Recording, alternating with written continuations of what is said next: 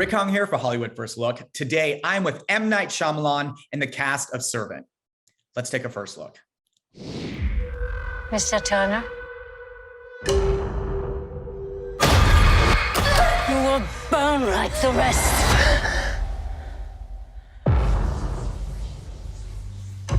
It's been 3 months.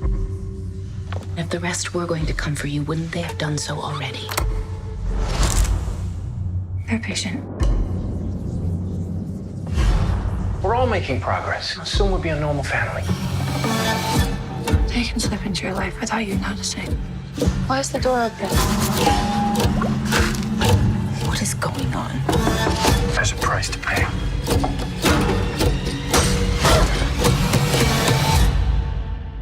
I'm gonna wait right here for them.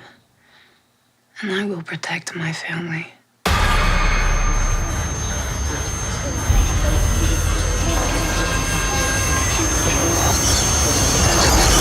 Now that we're in season 3, I was just wondering, when the script came to you and it says Servant, has the idea of the show of what you initially thought it was changed now that you've been a part of the show, or has it stayed the course? It's it's very difficult to predict this show.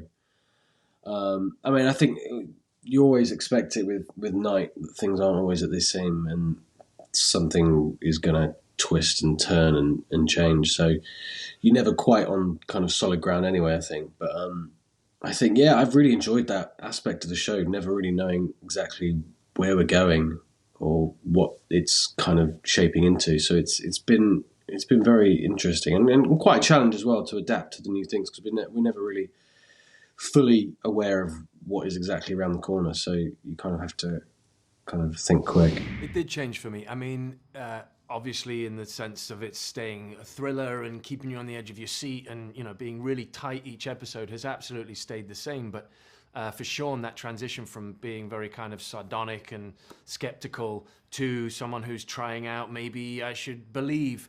And, he's kind of forced there violently, taking away his sense of smell and taste and sight and hands. And, it's really expecting to open up the first episode of season 3 and see that, I have no legs.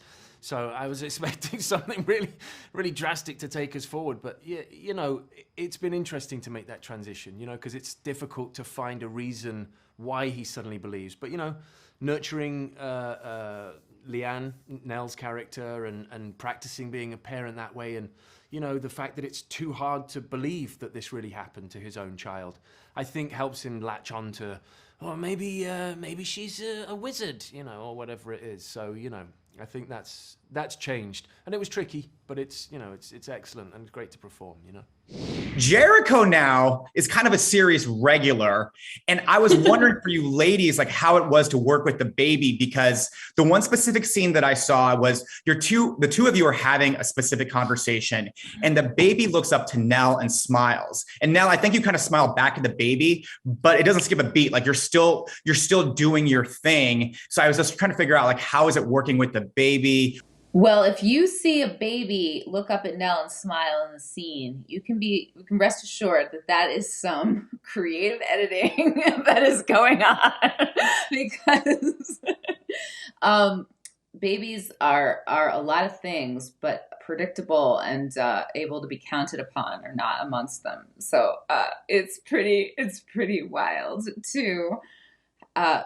I had a lot of scenes with some at times very ornery young children, and that, I'm a mother, but boy, that even pushed my boundaries of what I was able to handle. It learned some patience.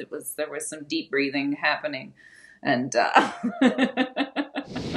Now, I got to tell you, like, you as Leanne, it's like mind-boggling, because that character is so mysterious, and like as an audience member, you're suspicious of her. She's sweet. Sometimes she's scary. Like for you, like how do you like playing that character? Because sometimes I just sit there and think, man, her next project has to be something like Lauren's Can't Hardly Wait. Just a nice comedy, not too much complexity.